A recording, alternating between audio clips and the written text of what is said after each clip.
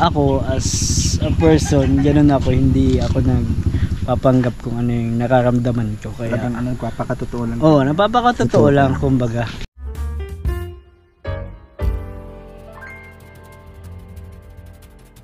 So ito guys, hilain ko lang muna si Kuya David. Siguro guys, ito na yung time na one-on-one ko siya, no? Kasi marami, may mga naririnig tayo. So ako kasi ayaw kong magbigay ng magbigay ng opinion na galing sa akin. Tama. Yung mga tanong ng viewers, yung mga tanong ng mga karamihan, gusto ko na sa kanya magagaling, guys, yung sagot. Ayun. So ano bang tanong? So bro, unang-una, siyempre matagal ka na sa Kalingap. Kumusta na si Kuya David sa Kalingap? Actually stay strong pa rin sa Kalingap kasi ito yung pamilya na tumanggap sa atin talaga. Yes. After natin na mag-alis sa pagtuturo, di madali, talagang hindi mabilisan yung pag-adapt, but andun tayo. Teacher naman is adjustable naman yan, so kahit anong ibigay mong trabaho is okay naman. Bro, refresh lang tayo. Paano ba kayo nagkakilala ni Kalingap Rab? Kalingap Rab? Nako, kunting doon lang bro sa mga bagong viewers na sa lab team at hindi nila alam ang punot dulo. Paano ba kayo naging close ni Kalingap Rab?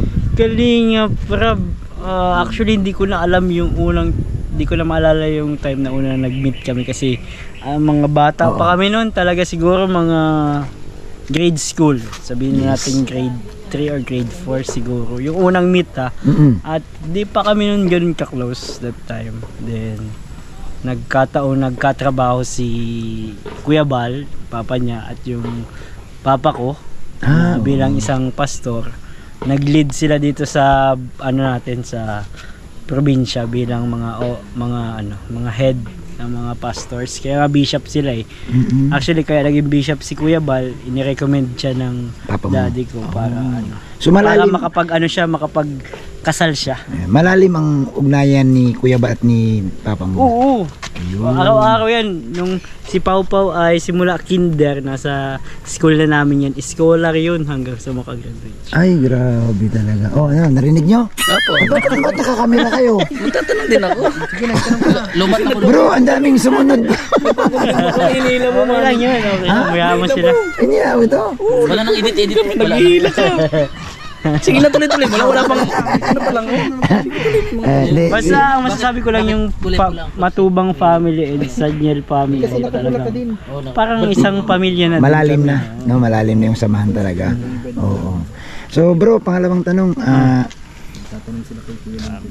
Gaano na kayo katagal ni Kalingap Rab magkakilala? Mababanggit mo kung ilang taon na from the start? Hindi ko alam yung exact, pero roughly estimate siguro mga 15 to 20, ganyan. Roughly lang, hindi ko sure yung exact Yun. Mga ganun, 15 to 20 years or 15 po minimum, 15 years. Almost 2 decades. Almost. Grabe, ang tagal na. So talaga bro, pagka parang sa labanan, matalo panalo, magkasama pa rin. Kahit talaga. Anong mangyari, sabi ko nga sa kanya, mag-vlogger ka man o hindi, ay magkaibigan tayo. Ayun, walang problema yun. Ganyan kasi, dapat ng kaibigan. Ganyan dapat. Ganyan dapat na. Yes, ganyan dapat. Kinakapatid ko kasi yan si Kaling. Kinakapatid. Kinakapatid. Kinakapatid wala yun. Ikot-ikot sa laman. Ikot-ikot. Ano ba? May commercial. Naging comedy. Naging comedy tayo nito Naging comedy tayo. Sige, tuloy. So ganito yun bro. Anyway bro, so sana itong interview ko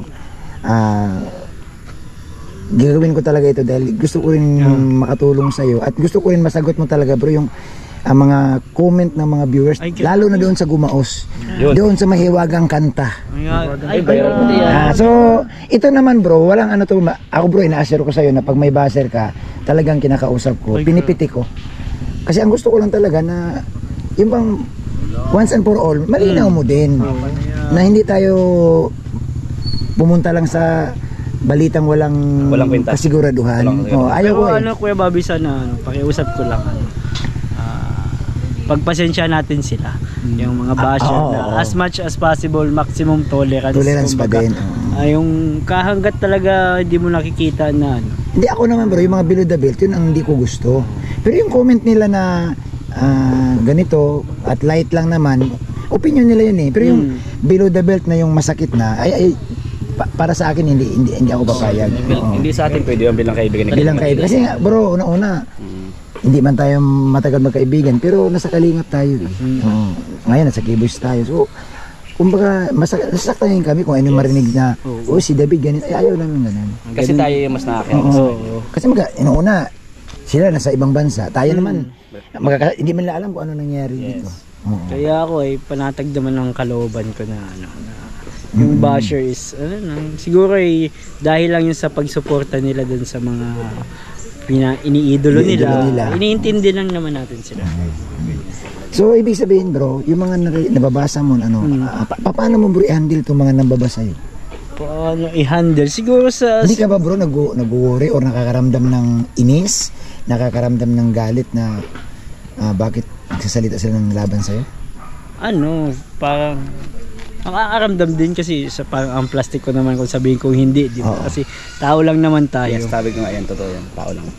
Pero sabi ko nga, as much as possible, ay hindi talaga papatulan. Although minsan na-recognize sila, nababasa sila, pero ano lang, kumbaga ay pairali natin yung professionalism and maturity bilang isang kalingap at isang be professional.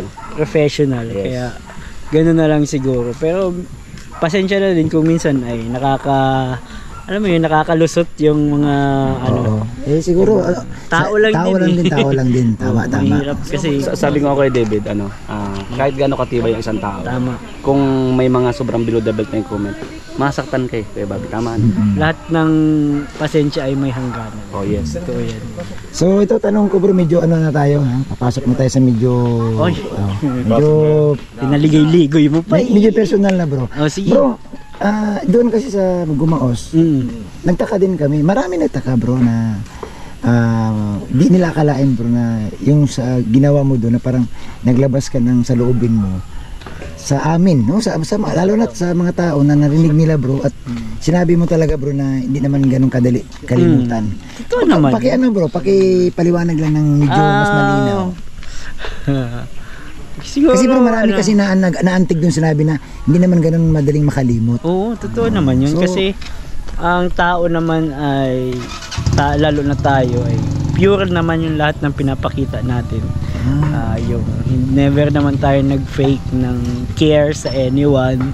Never tayong nagpanggap ng feelings natin. So ako as a person, ganun ako, hindi ako nagpapanggap kung ano yung nararamdaman ko. Kaya Napakatotoo lang. napapakatotoo lang kumbaga. Kasi siyempre mahirap yung basta-basta mo kakalimutan yung taong nagustuhan mo, minahal mo. Parang ganun. Mga bagay na nagbigay sa'yo minsan ng kasiyahan. Ito yun. Bro, umanga din ako sa loob ng ilang taon bro, napanatili mong ganun. Para bang hindi ka nagsawa? Hindi ka baga parang hindi ka, ayaw ko na. Wala bang dumating sa puntong ganun? Meron din naman, pero talagang iba yung parang paano ko ba sasabihin? Baka magkamali ako. Hindi, okay lang yan bro. Bro, nagsasabi ka ng totoo. Alam mo kagandahan, nasabi nga nila, ang nagsasabi ng totoo, nagsasama ng matagal. Totoo yan. Tama yan. Pwede magkasama-sama tayo ng matagal. Siyempre. Anyway, naging masama lang naman kasi pag hindi ka nagsabi ng totoo na parang naging plastic ka. Pero yun ang hindi man. Pero kung galing sa puso mo, ito talaga. Anyway, yun yung mga nila na nagtaka sila at ang dami rin namang nakisimpatya sa'yo. Sabi nga nila, grabe naman si Kuya David, sa tagal na pala. Hanggang ngayon andoon pa rin yung paghanga mo, andoon pa rin yung kumbaga yung hindi nababago. Tayo kasi yung feelings natin minsan dapat mas nangunguna yung yung moral, alam mo yun. Yung moral, kahit yung feelings mo ay nandyan, kahit gusto mo yung isang tao pero hindi pwede. Ano naman yun, walang problema dun. Yung feelings hindi nagbabago pero minsan sa sitwasyon, yung mga sitwasyon na kinakaharap natin, nag-a-adjust tayo dun. Kumbaga, dapat ay tayo, kumbaga ay wala tayong masasagasaan, ganyan, na na tao. Pero kung tinanong lang naman ako, tanong lang din, it's truth or dare. Oo. O, sinabi truth, di totoo. So, sinabi mo Ito yung yung totoo. sinabi. Kapakatotoo lang. Hindi naman talaga basta-basta nakakalimutan yung mga ganung bagay. So yun. Saka si Kuya David, kuya may dadagdag lang ako. Di ba yung kanta niya, yung... Oo. Hindi yun. Yung kanta niya, nag-ano sa Facebook ko. Ano yung... Ikaw pa rin! Pantay mo bro. Yung, ikaw pa rin ang hanap ko. Oy! Ay grabe bro, kasi ganito yun bro, tugmang-tugma kasi. Saan? Tugmang-tugma kasi yung kinanta mo. Ang damdami. Oh, basta ako nagkanta lang ako ha. Kayo nagbigay ng meaning. Sa aking pili. Bro David, ganito ano ang asahan ng mga viewers, ng mga tagahanga mo bro sa'yo?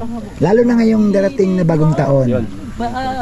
Bagong Kuya David ba ang makikita ng mga viewers o anong Kuya David ang pwedeng maasahan Ngayong ba? bagong taon, Yes. siguro ano. Background music tayo guys ha. O, mamaya ka na pumantot. Makapiright tayo. Ano, siguro ngayong bagong taon, ganun pa rin. Parehas nung nakakaang taon, much mas better. Yung magaganda ay panatilihin at pag-ibayuhin at improve pa. At yung mga pangit ay alisin, iwanan na sa taong ito.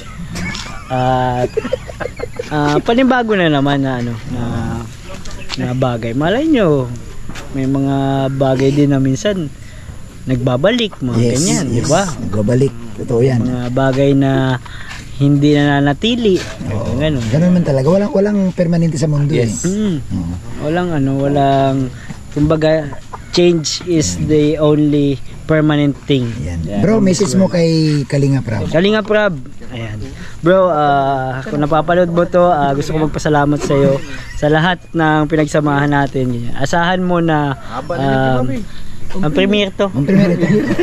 Asahan mo na nandyan lang ako lagi sa tabi mo sa tuwing kailangan mo ko at hindi mo ko kailangan, nandyan na ako. Siyempre, Para sumuport sa iyo at sa lahat ng K-Boys na kasama message mo kay Ma'am Jack. Ma'am Jack, Kaibigan mo yan ay. Badus.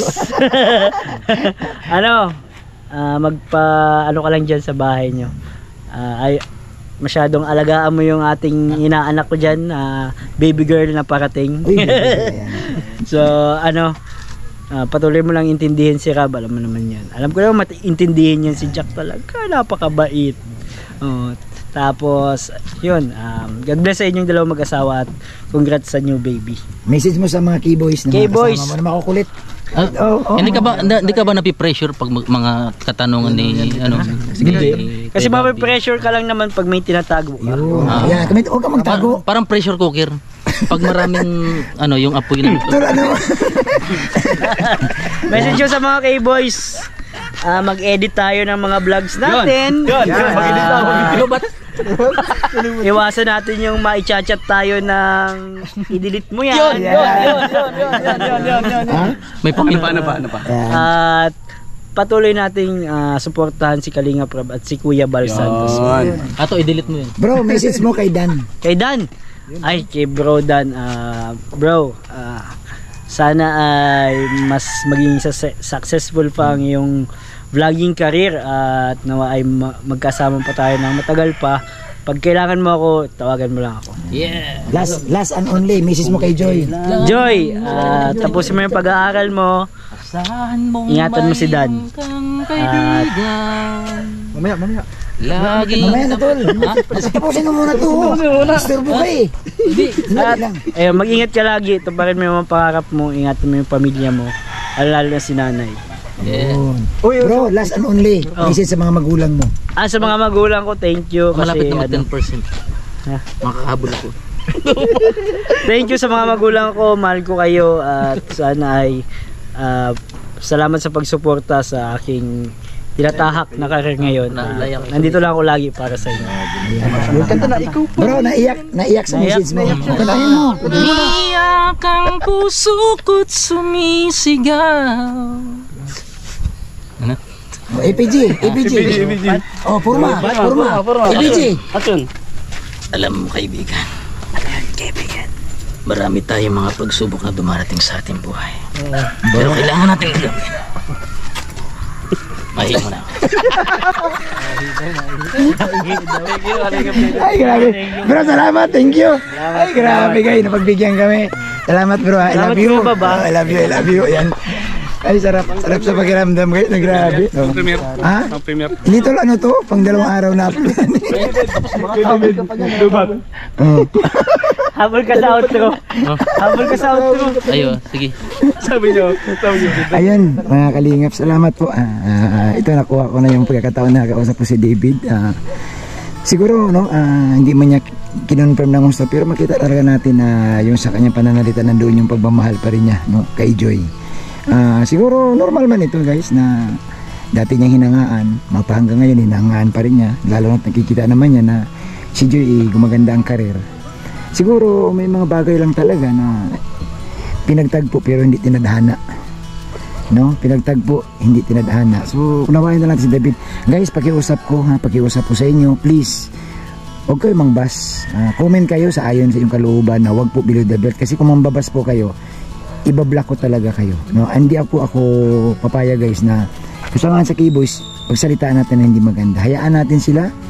Anyway, paghanga niya yan, gusto niya yan. So, comment lang kayo, advice ninyo kay David kung ano po yung sabihin sa kanya. Pero wag po natin bigyan ng masakit na salita. Salamat sa lahat, no, sa Danjoy Founders Team. Thank you so much sa Danjoy Founders Team. Sa Danjoy Community, thank you so much po kay Ma'am Alicia ng USA. Salamat sa lahat ng viewers. Salamat po sa Danjoy Taiwan, no, sa Danjoy Solid Supporters, kay Mary's Vlog. Thank you so much kay Lorna Rodriguez, kay Kitsan, yan, kay Ma'am Lisa Soda. Sa Danjoy Founders Team Solid, no, kay Sir Noli, kay Mama Helen, kay Mama Ri. Sa Danjoy Love Saturday, Danjoy Saturday Official, salamat sa inyong lahat. Sa Danjoy Sweet 16, Danjoy Perez Official, Danjoy Charms, sa lahat po ng Danjoy Group, sa lahat po ng tumulong, sa lahat po ng participate dito sa Pip Mansare, maraming salamat sa inyo, no, sa mga viewers na sumusuporta at hindi nawawala. Maraming salamat sa lahat ng pagkakataon na nandyan kayo para sa Danjoy. Ito ginagawa para po makapag-aral si Joy. Hindi po ito ginagawa para sirain po natin sila.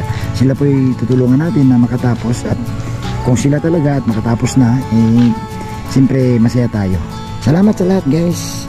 Ito po muli ang inyong abang lingkod, Bobby TV 143. Mabuhay at isang mapagpalang araw.